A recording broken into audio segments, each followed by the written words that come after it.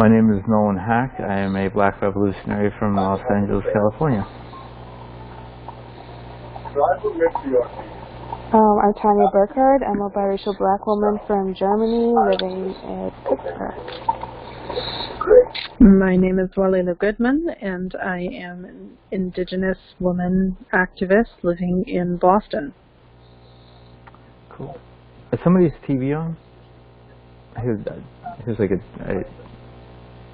radio. Sounds like some TV's on or radio or whatever, what have you.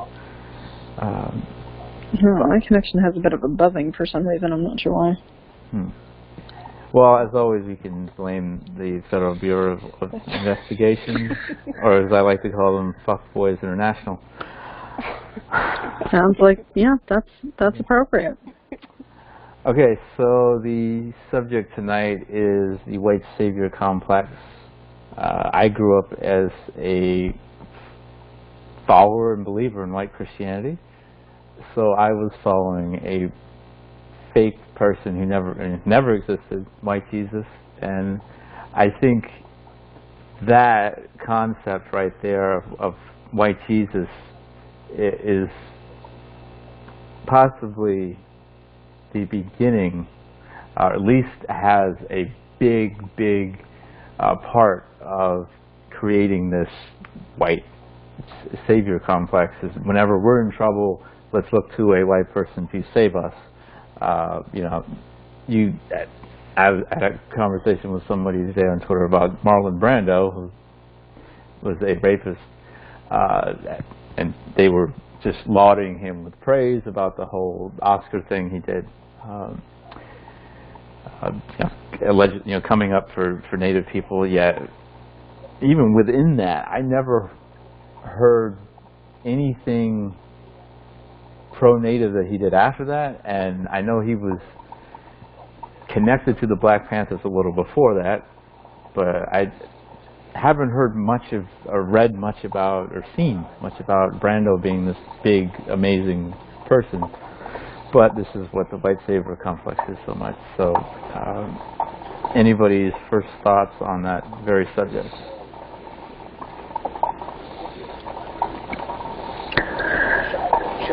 For me, the white savior complex is embedded in the patriarchy. It's embedded in the idea of colonization and the idea that imperialism is the lifeblood of civility and civilization, and therein lies the problem. Because if the only roots of civilization are found in white culture, then clearly the white man has to save everyone in the world who's doing it wrong. So therein lies the problem.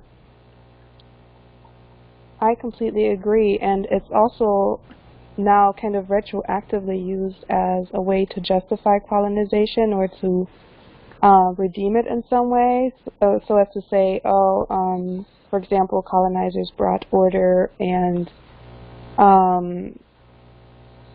structure to disorganized places, and therefore helped the helpless people there to become more civilized. And so colonization is really a positive thing and something that the people being saved should be thanking the white savior for. So it's not just the saving idea at the core, it's also the idea of being benevolent and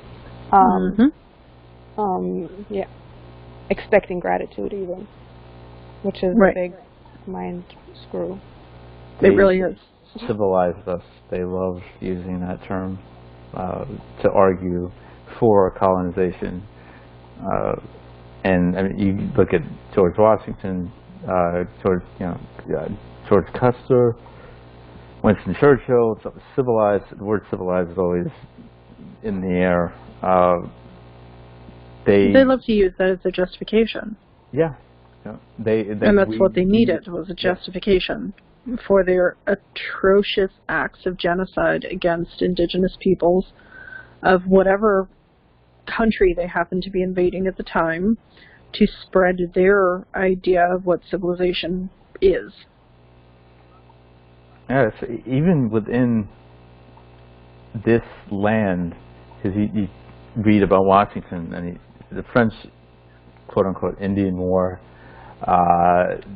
Revolutionary War, you think of America when you think of the land that he was on. Well, in fact, he was actually on native land and native nations when he was making his way to this land that we're on right now, which is a way of course, in his mind, we need to be civilized as people of color. We need their help, and they pounded into our heads, like has been said, that we need to be civilized. So we long for the white savior to come and save us, which is so ironic and so tragic at the same time. People come over to other places around the world, Africa being one of the major points of destination for missionaries. We're still having them come in with their doctored Bible and their cult religion of white Christianity, and we're, oh, well, look at all these nice people trying to help us, so let's just sit back and let them help us, and everything they say must be up the board, up to par, and then we're even worse off than we were before, and we were already pretty bad off. Yeah, it's all based in forms of torture and brainwash and collusion and submission. That's the entire point, to be broken down and beaten and told that your entire way of life and your culture and everything that you think is wrong, and the only thing that's right is white culture. It's sick. And that's exactly what they're based on. That's exactly what colonization is based on. That's very true. I was actually thinking about this today, because being mixed, half white, while still being black, growing up in white neighborhoods, living in a white neighborhood now, my vocabulary is, I call it modified ebonics, because it seems like I go back and forth between, talking stereotypically black, but then still going back to using, good English, perfect English, all that. Even within that, we created ebonics to create an identity, because all of our identity was stolen from us when we were kidnapped and then enslaved. And yet we are told that we are uncivilized when we use that particular language of ebonics, which is pretty unfair, because we're trying to make something out of nothing here. That goes back against slavery as well. Pig's feet, trying to cook something and make it taste halfway decent with the horrible parts of whatever they were eating that they gave us for leftovers. But it goes so deep, like I guess so much of colonization does. But it's designed so that you'll never be able to live up to whiteness, and that's why I understand when people argue, that people who are mixed shouldn't claim certain identities or aren't experiencing certain things. But on the other hand,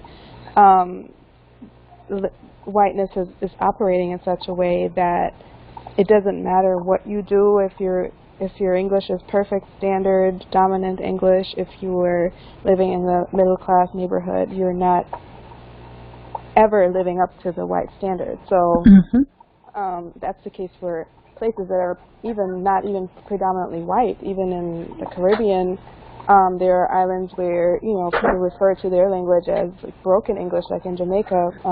When I grew up, people called it broken English and not patois, and it should never be spoken in school, even if that's the language that you speak everywhere else. And just this pretend notion of superiority of England that's still there in so many ways. I think it's very interesting to see very little evolution on that.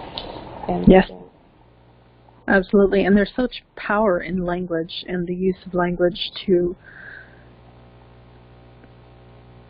do so many things.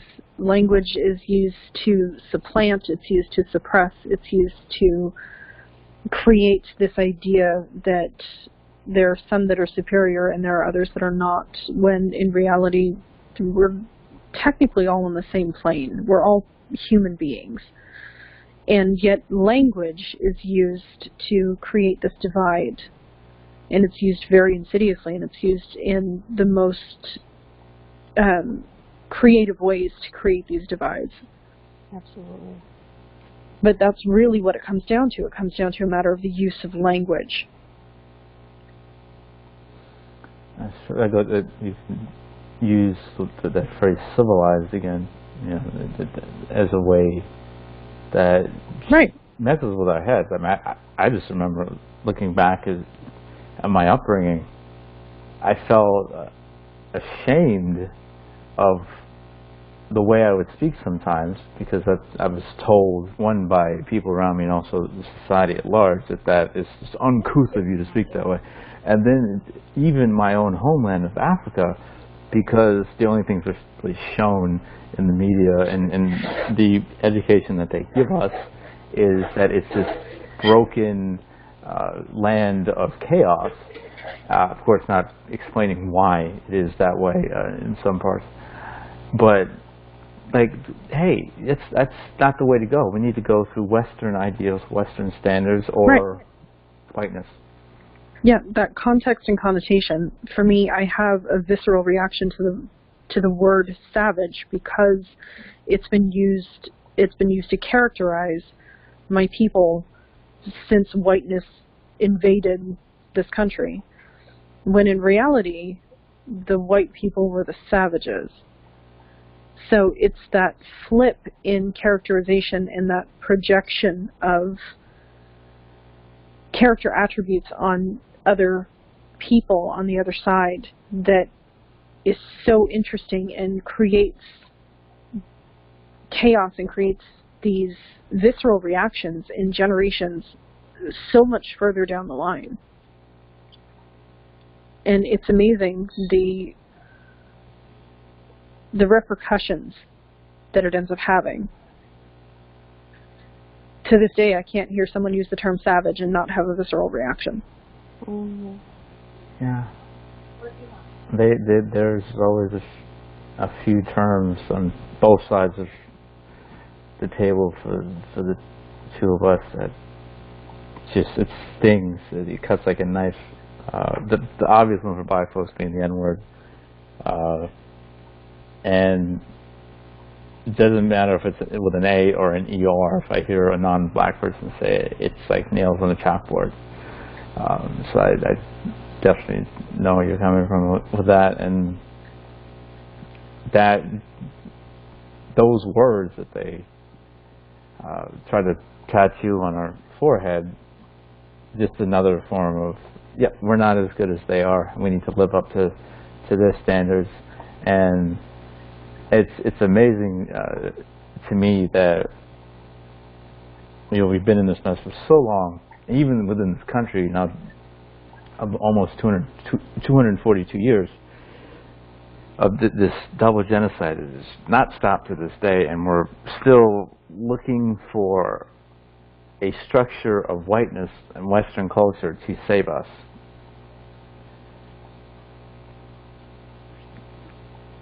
Very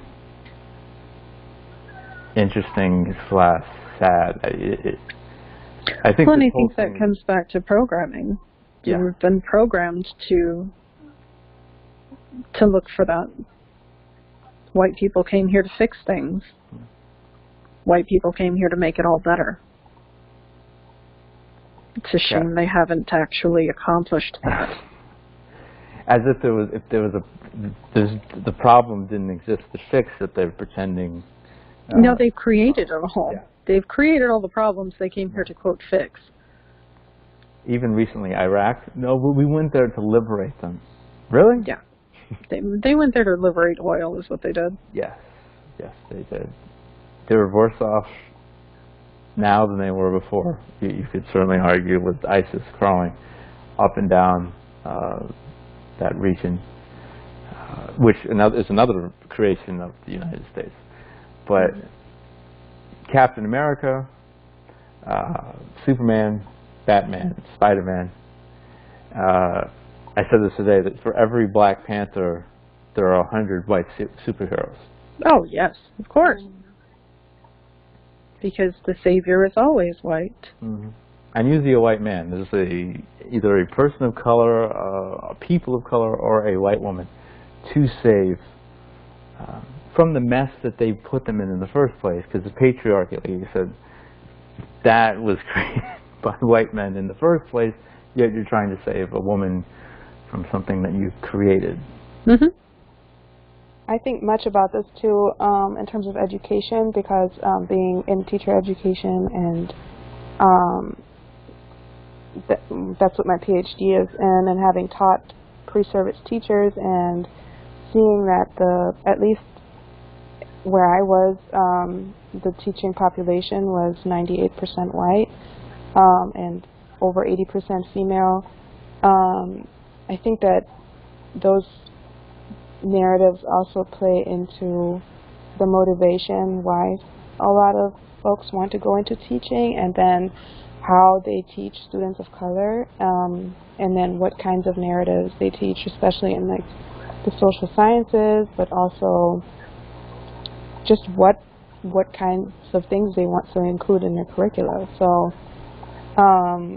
the programming just keeps going on and on because white saviors are going into schools to teach, and using materials and narratives and resources that reinforce their own belief system in white supremacy. Yep, I completely agree with that. Sickening. Yeah. This is why we still have teachers teaching children that Columbus is a hero, and that you know, this is what they should learn, is that Columbus is a hero, and that, you know, he founded this country even though the motherfucker never stepped foot here and didn't found anything except genocide and how to wipe out all of the indigenous nations on, you know, the islands in the Caribbean. And he founded the best ways to get lost, is what he founded, because he couldn't sail his way out of a wet paper bag. And yet we still call, many of us call Native people Indians. Yeah, I hate that too. Yeah, I mean, my people aren't Indians because Columbus couldn't get it right. Yeah, we both. I mean, we have that problem as well. You know, we don't know what we are supposed to call ourselves as black people. It's a black, African American, Negro. Who they called us this, so we have to change it to this, and you've all lost your original clan names, and you've lost your original tribes, and you've lost your original connection to your land because you were robbed from it, and all of that was lost, and it's horrifying. It's all horrifying. And yet, here's Whitey. Yeah. We've given you a better life. You should be grateful. Look at what we've built. No. Look at what you've stolen. Yeah. Look at how the land that you've now turned into a degradation. Look at, you know, global warming and climate change and, you know, greed and hypocrisy and all of the horrible things that you brought with you with your disease-riddled selves, and continue to try to convince me about how you did this for my benefit. I'm not buying it. I'm not buying it. Well, you shouldn't have to. I mean, the fact that they want all the praise in the free world after they give us a piece of the carrot, but they're the ones who put us in the mess, and to this day maintain the mess for us to stay in. But they want credit for just making it a little better after they've made it that way in the first place. It's all nonsense. Whiteness is just nonsense. White supremacy, nonsense. Racism, it's illogical within itself. So none of this is supposed to make sense, yet we're supposed to grasp it, hold on to it, clutch it for dear life, and these are the ideas we're supposed to uphold and strive towards. Yeah, I want off the merry-go-round. Yeah, I'll hurl myself if I have to. Try to put what do they call those things in movies? The stuntman jumps and this big thing that bounces.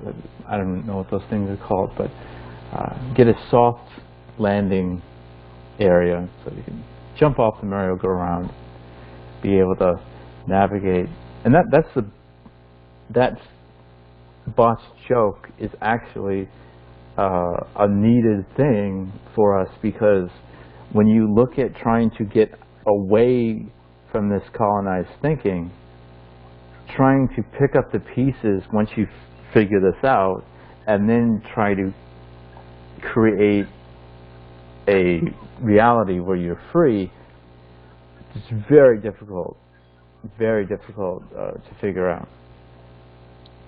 I agree, especially since the masses are not on board, even the masses of people of color. And so when you're looking for all these alternatives, or even any alternatives, it's so hard because you have to create so much of that yourself in your context that it's almost, it's for some folks, I would imagine it's almost impossible unless you're plugged into certain communities or you're able to connect with certain other individuals. You have to, I don't know what your options are.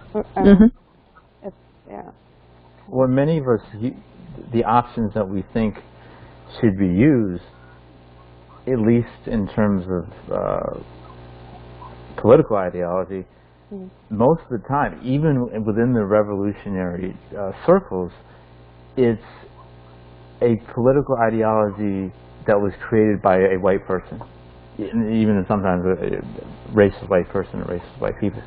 The Democratic Party, for example, and you can even look at Marxism, for communism, whatever particular white political structure we need a lot of people say we need to go towards, and we're kind of forgetting that when we had our own political ideologies for this and practices, and two, we're looking towards a white savior to save us from whiteness, which is ironic to say the least.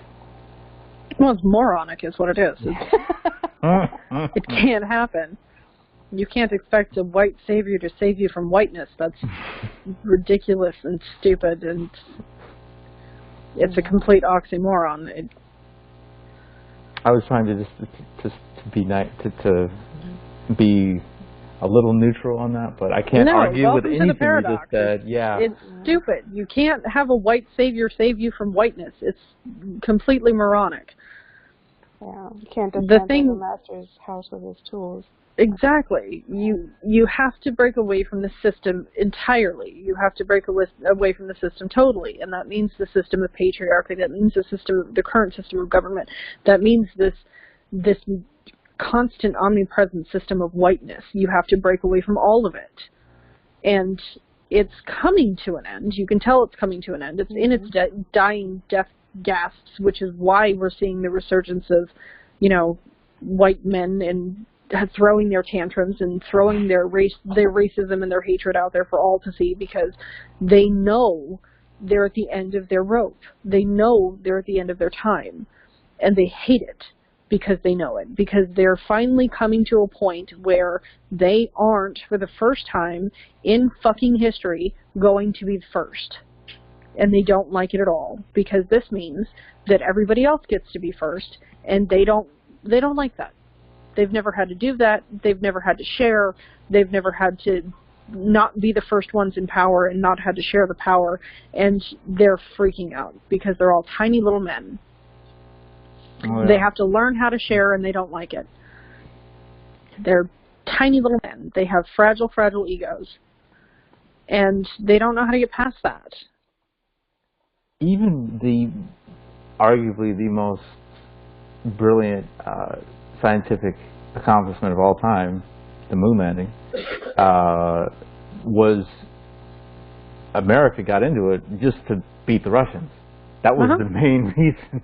It was, let's do science. We love science. No, we want to be first. It was all politically based. It was all politically motivated. And it was all based on this idea of we have to be the best. When in reality, there was 0 point to that, because after it happened, the interest in it completely dropped off. Where could things have gone had the interest been genuine? As a space nut, that hurts me every time I think about it. We could have been walking on Pluto or something if the military budget was used for NASA instead. You just think about that and say, damn, you know.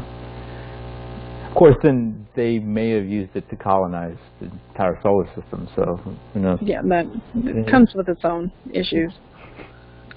And I remember seeing a letter that was leaked online about a woman had submitted an application to become an astronaut with NASA in the 60s, and the letter wrote back, we don't have any women astronauts, we're not looking at any, but thank you for supporting NASA in this time. And yet the American populace at that time, looking at these amazing white heroes, white men, astronauts, even with no people of color in the NASA astronaut corps, no women, and they weren't allowed. We weren't allowed to be in the astronaut corps. So even in at least what's painted out to be great times, great things America has done, even within that, there's that white savior complex.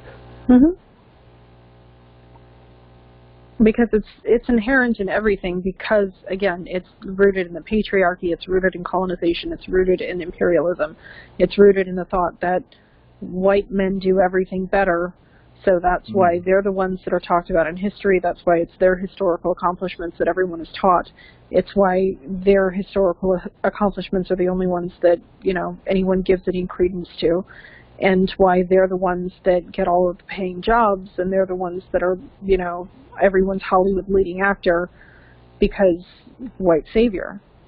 Though they made the movie Wind River, and it made my skin crawl. I refuse to see that fucking movie, because once again, it's the white savior trope on a native reservation, and it's skewing details and twisting truths and trying to make it seem as though the reservations are completely lawless and you need whitey to come in and make it all better. Well, if you hadn't shown up, we wouldn't have reservations to begin with, so I'm sorry. How is this better with you here? Let's get to the root of the problem. The root of the problem is that you created all of the problems, and now you're trying to act as though you can fix them. Okay, dumpster fire. Again, you created the problems, and now you're trying to fix them. How we fix them is that you go away, and that fixes all the problems. If only. And they fight the fires that they created with a blowtorch. Yeah, basically. Or in Vietnam they used those fire guns to just torch Vietnamese people. And there's so many, well, within Hollywood alone, that construct, the white savior complex, is so prevalent, it's ridiculous. Even within the creative process of Hollywood, whether it's writers, whether it's the heads of studios, I think it's 99 or it's 100% of major studio heads are all white men. Of course, you have Weinstein. And they are all very impressed with themselves. Oh yeah, of course. And how brilliant they are. And they missed the golden age of Hollywood, which is just the nonsense they come up with, but they missed the golden age of Hollywood in the 40s and 50s, when the only people of color were just ugly stereotypes. People of color were stereotypes, and women knew their place, and, you know, white men were gods. Yeah. Because to white America, that's the American dream. White men are gods, women know their place, and people of color are caricatures. And my people are some romantic fantasy based on extinct population. That's the American dream.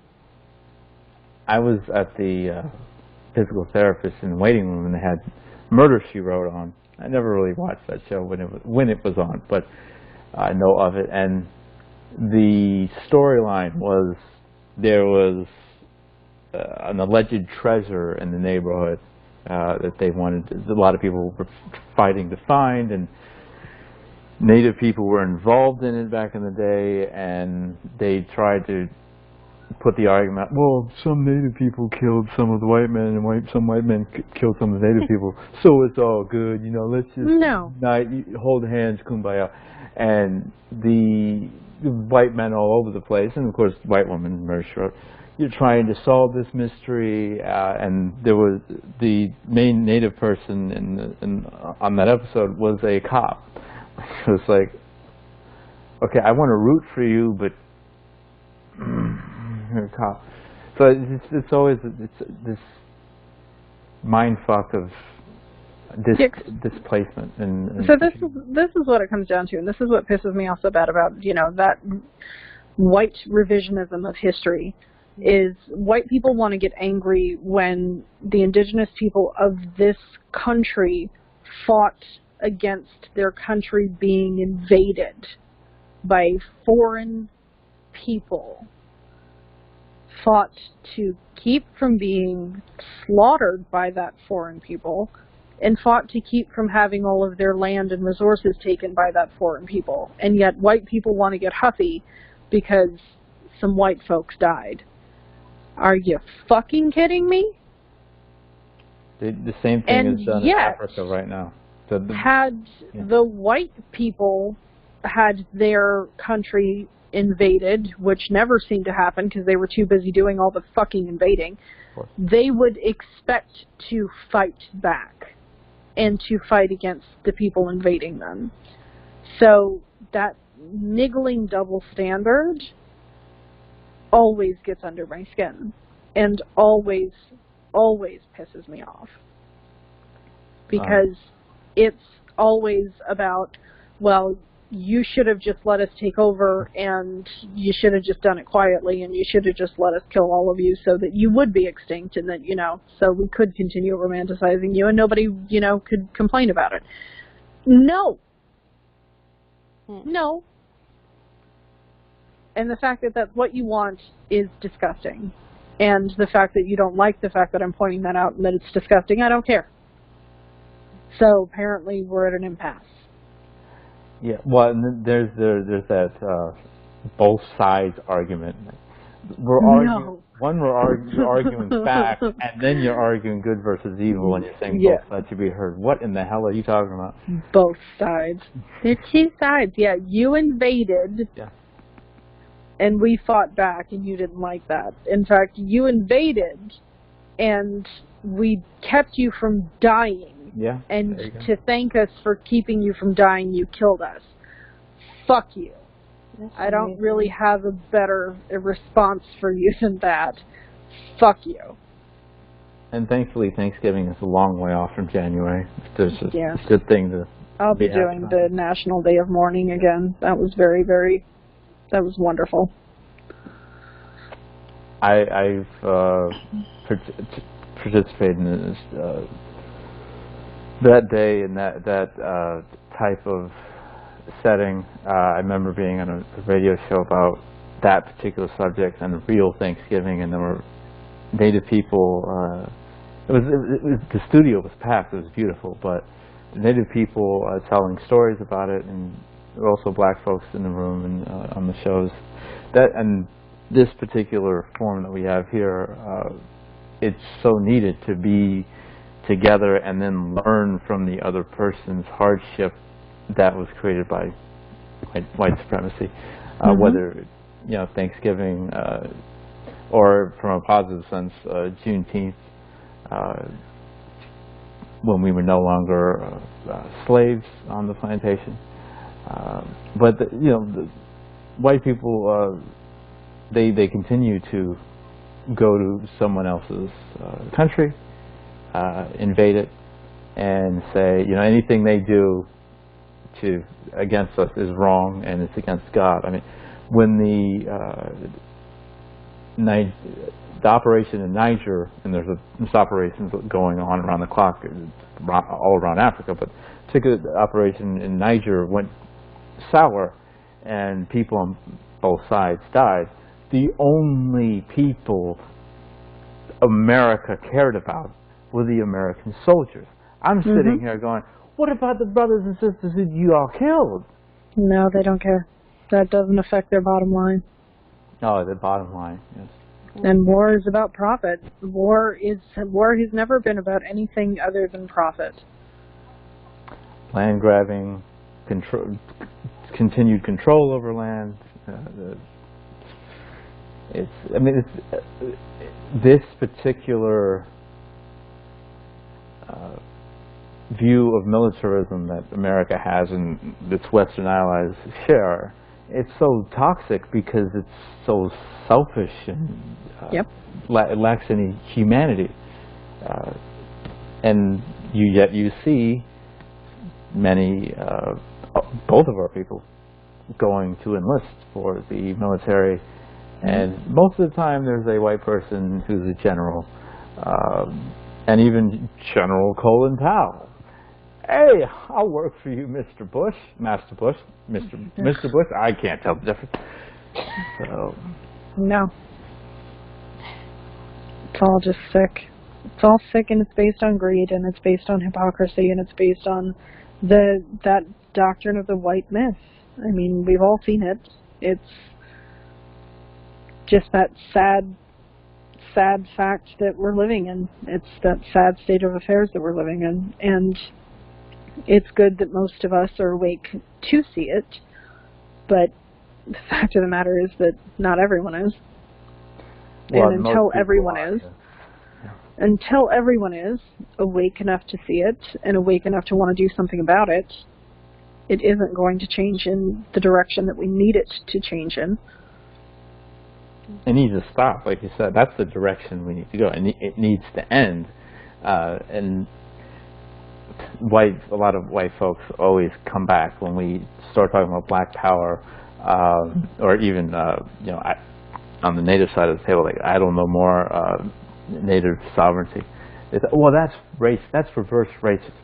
No, it's just the reaction to the hell that you're putting us in to try to get out of it. Reverse racism. I'm telling you, white people are afraid to share power, and the reason they're afraid to share power is because they've never had to in the entire history of the world. They have never had to share power because they've been too busy this entire time land grabbing and invading other countries and like spreading their toxicity over the face of the earth.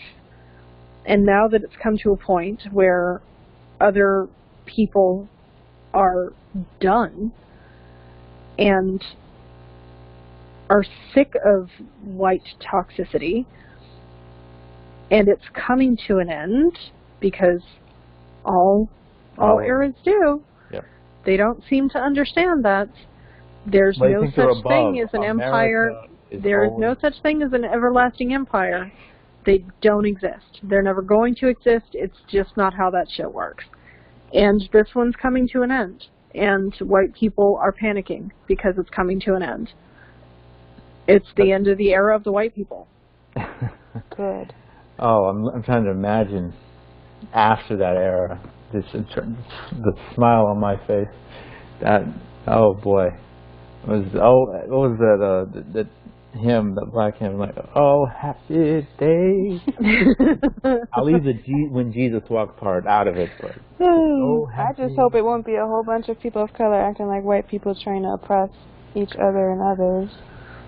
Yeah, if we can deprogram, and I think that's really what it needs to look like. It needs to it needs to look like decolonization. It needs to look like deprogramming the idea that white is right, because that entire system and basis of living and the structure of living is not tenable long term.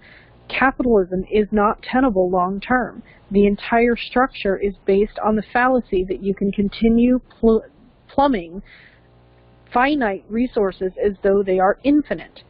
It is not tenable.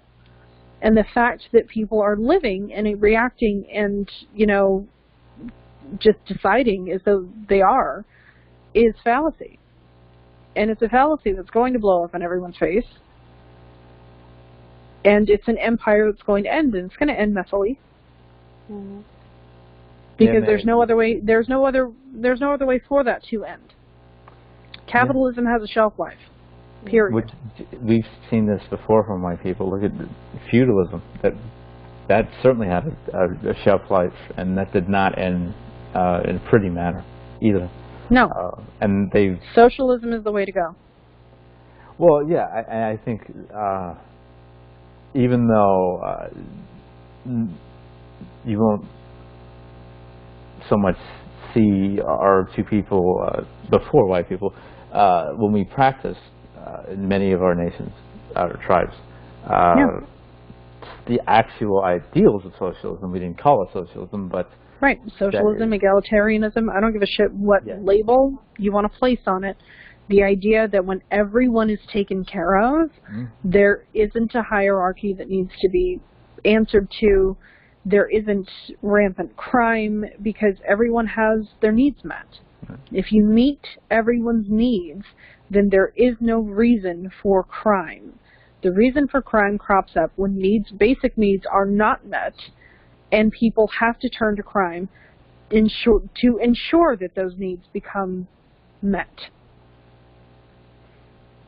A centralized form of government, or whatever you want to create after this mess is over, where people are disbanding of all government. There's no need for fucking government.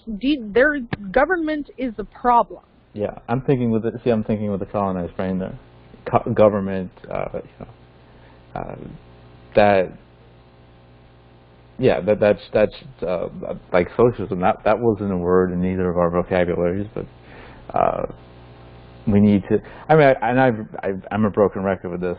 We need to look back at what we did before white people got here and before white people got over to Africa, and what so many of our nations and tribes, why we were so successful, just in the quality of life, let alone the nation's success. Versus now we're looking at Africa, just fire after fire after fire. When we're trying to have a government, have a capitalistic way of thinking, and really thinking with a white brain, that they pounded into our heads. And the only way to get past that is to stop repeating the patterns that don't work. When you continue relying on a hierarchy, there's always someone at the bottom. The hierarchy structure has to stop. Because if there's somebody at the bottom doing all the work, that means there's somebody at the top getting all the payoff. It has to stop. The whole structure is toxic. The structure is flawed. Yeah. The structure is based on somebody wants to be at the top getting all the payoff and everybody else at the bottom doing all the work. It was a design flaw. It was designed that way. It was designed to be flawed because, black slaves. Because of royal families and all of that shit in the motherland where all that crap started. You had serfs and in the fields doing all of the work, and you had knights watching the serfs, and then you had, and surveying the land and whatnot, and then all of the money and everything fed up to the royal families. That's the problem. There's always somebody at the top sitting on their ass doing nothing and getting paid to do nothing. Meanwhile, everybody at the bottom is working their asses off to get scraps and to starve on scraps. It's a flawed system. Unless you stop trying to recreate the flawed system, you're going to continue having the same problems. So you disband government and you rely on a community to get shit done. Everybody has an equal amount of work. Everybody gets an equal amount of everything. Everybody gets food. Everybody gets shelter. Everybody gets water. Everybody gets everything. Everybody contributes to the work. This way, nobody's on top. Nobody's on bottom. Everybody gets what they need. And the resources aren't plundered. It's take what you need, not take whatever the hell you want in amounts that don't really make sense, and then they start killing the planet, and here we are today. Exactly. Even the idea of royalty, it's been sullied by whiteness. Now, obviously, any two people are different in some ways, and one way that black and native people were different is that black folks in a lot of nations had royalty. Right. But in those, a lot of those kingdoms, when queens were overseeing everything, the way things were set up was the people at the bottom weren't like, forget y'all. If anything, so often the people at the bottom were helped. You had kings just giving huge amounts of capital to either other nations that needed help or the civilians who needed help. And it's for that alleged American ideal for the people, by the people. Well, that's actually what these two groups of people, indigenous people here and black people in Africa, actually did. That's what we were doing before, Chad or John Smith came over and ruined everything. I think that's what we have to get back to, along with it at the same time, since we have to look at the reality, the current reality that we're in for what it is, updating things, tweaking things, because obviously we're not living in the year 1284 or anything like that. But I think using that as a base is not a bad idea.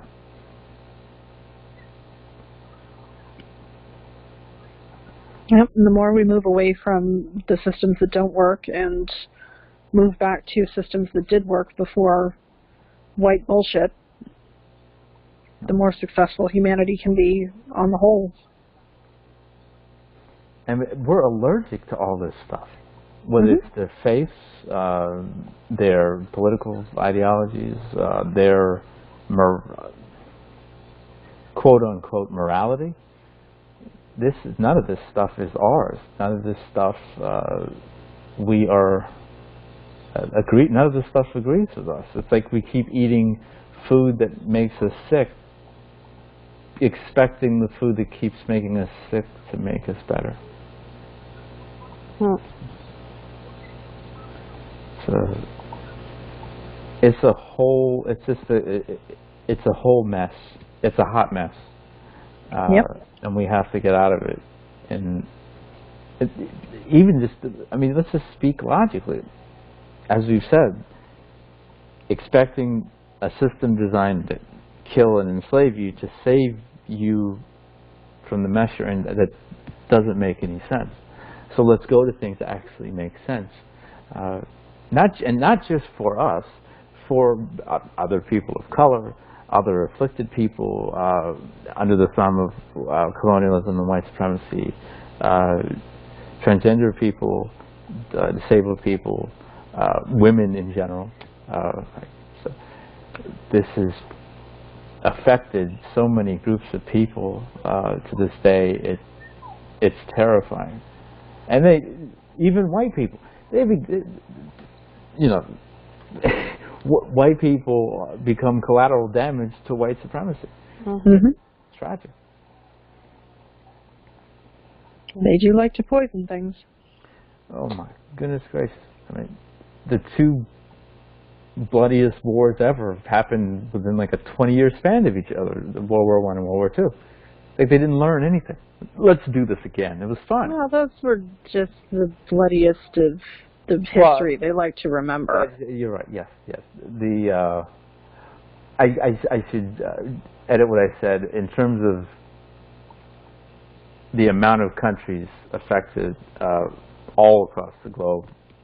You know, maybe from that standpoint, I think World War II had like 100 nations. I don't remember the exact figure. It was just an exuberant amount of different cultures fighting on one side and others fighting on the other. But yeah, there obviously there were the things that they put us through in terms of wars, if you want to call them that. Yes, it's about as bloody as you can get. Yeah, you're talking about an estimated 100 to 125 million indigenous people and counting, and somewhere around the 100 million mark for black folks as well, and counting. Yeah, and that's still ongoing. Yep. You know, those World War I, World War II, those stopped. Those had a shelf life, very short shelf life, and they stopped. This is still happening to us. We need to get away from this as quickly as humanly possible, which I think has been echoed all across the table tonight. So I'm going to try voting libertarian next time. Maybe that'll fix everything. Good luck with that. Yeah. Your delivery is so funny, Walelu. You need like a podcast or something. I would listen every day. I will look into that. She's like, good luck with that. Yeah. Well, I can't vote here, but I will be there in spirit. Praying for better. Well, yeah, I think praying for better and actually actively working towards better, the latter we need to really hold our hat on. That, as hard as it is to do the work that we do, it needs to be done. It has to be done, or we're going to be destroyed. It's kind of like the question of, well, is humanity going to kill itself, or is the sun going to burn out? So if we do not rid ourselves of this and fight against it, we're going to go the way of the people who will die off with the sun, if that's what actually happens to the planet, instead of, oh, well, we're free magically. No, we'll kill the planet long before the sun burns out. It's the problem. That's we gotta work this problem as black and Native people and people of color at large. We don't want the sun to burn out on us because I won't say we've come close, but we have lost so many of our people on both sides. No one can come up with a close enough figure to measure either number. And again, they haven't stopped killing us at the same time. I would hope that something from the white side of the table, whiteness, would kick us into gear. Not in terms of anything violent, but we hope that Trump would do it. But that's just the thing. It's not a matter of our inaction that's the problem. The problem is that everything is so stacked against us from jump that any action that we do take is already, it's too little. It's already too late. It's already so stacked against us that that's the problem. Everything has to change. Yeah. And it's not just on blacks and natives to fix it. This is an everybody problem. This isn't just us anymore. This has become a global issue. So it's, you know, I love how white people like to sit back and go, well, you guys, you know, bitch and complain all the time about racism and about this, that, and the other thing. You know, why don't you fix it? No, this isn't we didn't create the problem. You fucking fix it.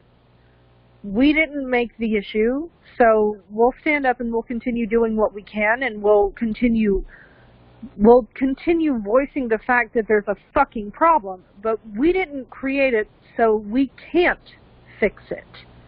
It's up to the people that have created the problem to fix the problem.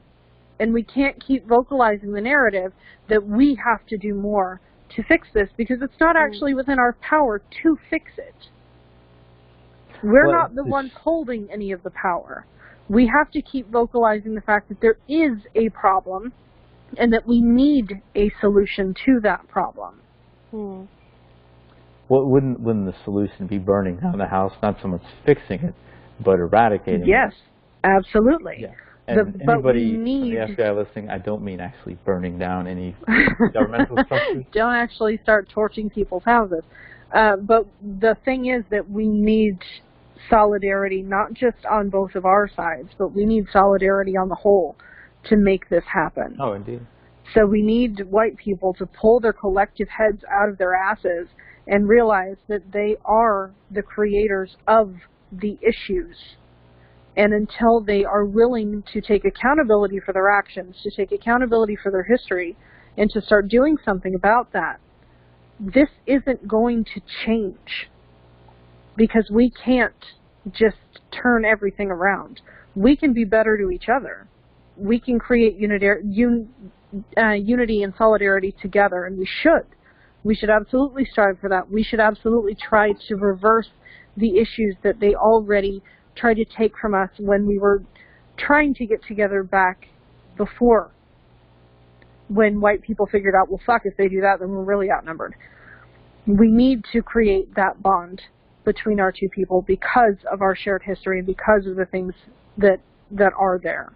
But the realization is still, we can't fix the real problem, because the real problem is white people and white hatred and that idea of white is right. Until that comes crumbling down because white people have a fucking epiphany, we're spinning our wheels. Well, am I so cynical to think that, because I honestly, I've tried to theorize this myself, and I could not get the equation to the point where I think white people will come to that epiphany on their own accord. But am I so cynical in believing that white people in general will never come to that accord on their own? Do I think that all white people will come to that? No. You're always going to have your Trumps, and you're always going to have your, little white asshats that want to follow along with Trump, the dumpster fire. Do I think that all white people will always feel that way? No, because I do actually have a good amount of white friends who hate white people. So there is a turn in the tide. It's slow because they do come to that realization very slowly, because generally those with power don't like to relinquish that power, because that's just how that works. But I don't believe that the idea of white is right and that white nationalism and that white superiority is going to be an ever-permanent fixture, because much like the idea of an ever-permanent empire, it's untenable. There's entirely too much in the way of race mixing for there to be a pure white person. Mm-hmm. So the idea of white is the only right thing is untenable. Long term, it's not going to be able to hold weight and to hold water. And long term, it will be less and less of a thing that they can continue turning to and holding on to and, creating this kind of bullshit paradigm around. But in reality right now, what we have to do as people of colors and as Indigenous people is continue building solidarity between us and continue trumpeting the fact that there's a fucking problem. There's a fucking problem, and we're not going to be quiet about it, and we're not going to just let it die, and we're not just going to, ignore the fact that there's a fucking problem, because we want a solution. We want equal rights. We want to be treated as human beings. We don't want to be treated as second-class citizens, because that's not what we are. We need a solution just for our own survival. And call this hopeful, call this delusional, but looking at the history of the world and certain empires or nations that were supposed to be, very powerful, and were never going to fall. The people that knocked it down, like Russian Empire for one, there were enough people on the other side, and those are the people that knocked the house down. With America looking like it is, with people of color becoming the majority, and then, like you said, this become an international situation. Palestinians, people in India there are so many other problems, colonialism, Aborigines in Australia, Africa, et cetera, et cetera. If we band together, not only in this country, but all around the world with other people of color, I do believe we could knock the house down and force white America and the whole white power structure on itself to go, oh shoot, okay, maybe you're right. Maybe let's end this. Let's stop this. In the 60s, I've said this before, but in the 60s, TV was such a powerful tool because the average white citizen in this country, they were made to see how bad it really is for black people. I wish they were able to see that for Indigenous people as well. But they were able to see, oh, geez, okay, let's get voting. They should have voting and civil rights. Now, obviously, we have a long way to go, and that did get us free. But the point being that if we force their hand and enough of us come together and show them what they're really doing, and they can't, there's no way around it. Well, you had slaves too. You all died of disease accidentally.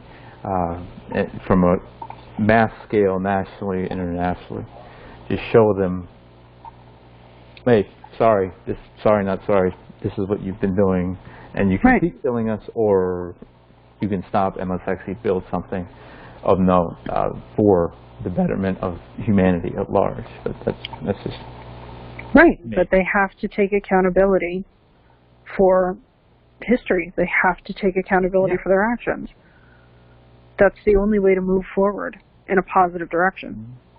You could see that with, granted they're going backwards with this, but you could see this with Jewish people in the Holocaust. They're going backwards in the sense that, okay, now Jewish people are going to be the aggressors of genocide and creators of genocide, and then also they're going backwards in the number of alt-white, alt-right groups all across Europe sprouting up. But they brought in their George Washingtons. They brought in their King Leopolds into court as prisoners of war in that case.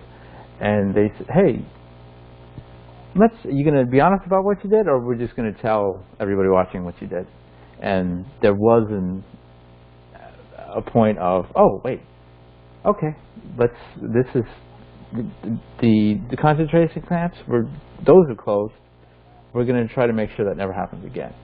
That has never been done. Except they're still happening here, because what do you think reservations are? Yeah, and Hitler models those reservations in the concentration camps. There's never been reservations, the numbering of Jewish people, IBM, concentration camps, yeah. all of it He was inspired by the entire treatment of the U.S. government against Native nations. Inspired him toward the systematic genocide of the Jewish people. Mm-hmm. That was a huge inspiration for him, and he made that very, very known. It was very well known that this was a huge inspiration for him. And the U.S. likes to bury that. Of course. They like to not pay attention. No, what are you talking about? We had nothing to do with that. He said in Mein Kampf, America shows the Aryan purity of which has the purity that Aryans should strive to achieve. I'm paraphrasing, but plain English, or in that case German. That thank you, America, for teaching me these amazing things that kill other people. So basically, let's treat other people with respect, and but we have to take that towards. But that means all people. If all lives matter, we'll freaking act like it. Come on. Put your money where your mouth is. Your colonial money, your capitalistic money, with our genocidal villains on money, your white saviors on the money. But with this one, I was excited to do this one because, especially with the Golden Globes, finishing on Sunday. That white savior complex has been getting us killed for a long time, and we need to rid ourselves of it. It continues to confuse us the hell out of us. We really, really do. Well, I thank you two for being a part of this as always, and next week, looking forward to next week as well, and we'll see who we have on the docket next Wednesday night. Thank you for organizing. Indeed. Absolutely. Love talking to both of you. Missed you both. Same. Bye. Likewise. You have a good week. You too. Bye, guys.